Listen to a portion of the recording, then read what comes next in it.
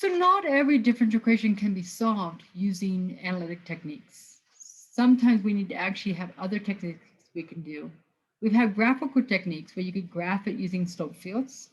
We can also have numerical techniques. And there are two numerical techniques that we're going to be talking about in this course.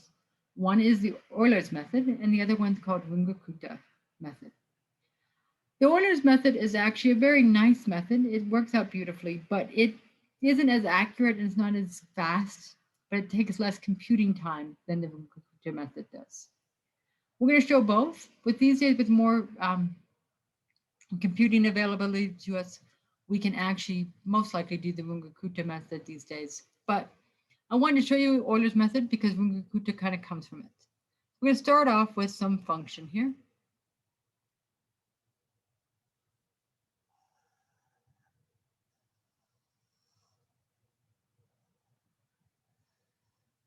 So here's my function.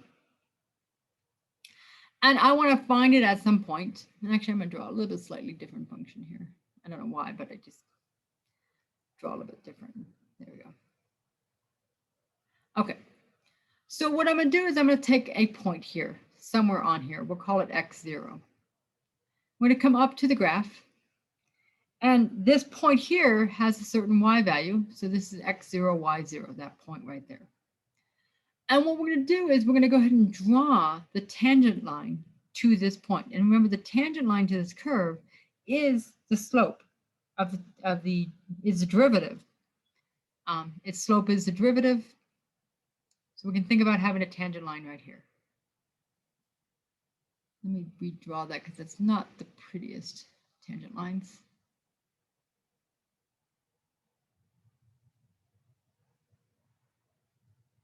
Okay.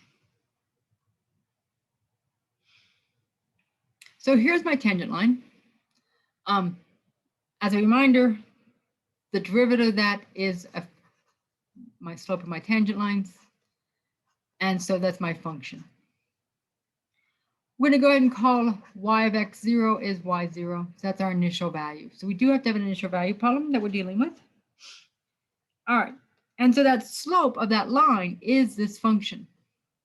This slope is the function evaluated at x0, y0. So now what we're going to do is we're going to come over a bit on the axis, a distance of h. So we're going to just come over whatever distance you want. We're going to call that h. And we're going to get to a new value called x2. And so we're basically thinking about coming along this line that we just created and getting over to this new point x2. So we went this distance h, we get to this point here on here, and we're then going to think about coming down to this line.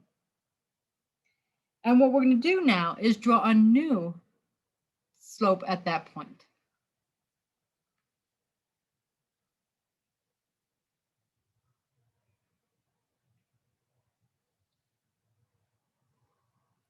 And we have this new graph here, and this is the slope at f of x1, y1. And we keep this process up until you just keep going with this. And from here, we can then think about drawing kind of what our graph would look like. So we come over here another time, another h distance. Come over here to x3. Along this line to x3, that gives you the value. And then we come down and we draw another tangent line in. And we get all of these values. And from that, we can think about what is the equation of each of these lines and what are each of those values are. And in fact, y1 is equal to y0 plus that slope times x minus x0. This is just the equation of a line. So we're just using the equation of a line to do that. So y1 is basically x0 plus your function evaluated x0, y0, your slope of that tangent line times h. y2 is y1 plus the slope of x1, y1 times that h. And so forth and so on until we get to our xn value that we want to find. And then that would be y sub n plus f of xn yn times h. This is known as an iterative process where we're finding new values from previous values, and we're looking to see what those values are. And so this is Euler's method. I want to actually do this for one problem. We're going to go ahead and do this if, as an example, if y prime is equal to x plus y squared and y of 0 equals 0, I'd like to find y of 0.2 using h of 0.1. So we're not going to do really big h's here. We'll see how things go and see what happens with this.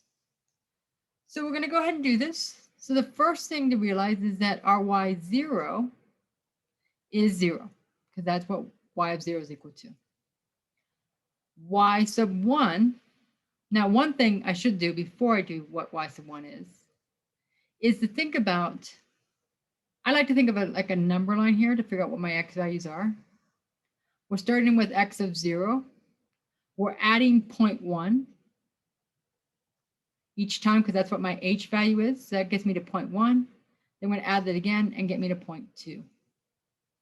So then what I need to do is find y of 0.1, which is y sub 1. And using Euler's method, this would be y sub 0 plus the function evaluated at x0, y0 times your h. So I need to first figure out what my function is. My function xy is x plus y squared, because that's what y prime is equal to. And y prime is your derivative. So now what we have to do is just evaluate this function at all these points. So y0 we already know is 0. We're going to evaluate this function at 0, 0. My x is 0. My y is 0 times my h of 0.1. So we now take out our handy dandy calculator to find out what this is. Actually, I don't need a calculator in this case because 0, 0.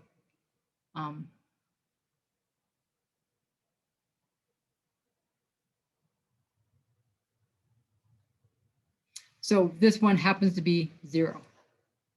Okay, so y1 is 0. Let's get y of 0.2, which is what we're going to call y sub 2, which means we're using y1 plus your function evaluated x1, y1 times h. Okay? Well, y1 we just found to be 0. My x0 was 0, but my x1 is now 0.1. So we're going to do 0.1 in here. Y0 was 0, and h is 0.1. So again, now I do need my handy dandy calculator. We're going to put 1 in for x times plus 0 times squared. So 0.1 plus 0 is 0.1 times 0.1. 0.1 times 0.1 is 0.02. I'm sorry, 0.01. And then you're going to add 0 to that, so you get 0.1. So we now know that y of 0.2 is 0.1. That's the one we wanted to find, and so we're good. If you want to find y of 0.4, then you just keep going this process. You would now use y2 in here, and f of x2, y2, h, and keep going with the process.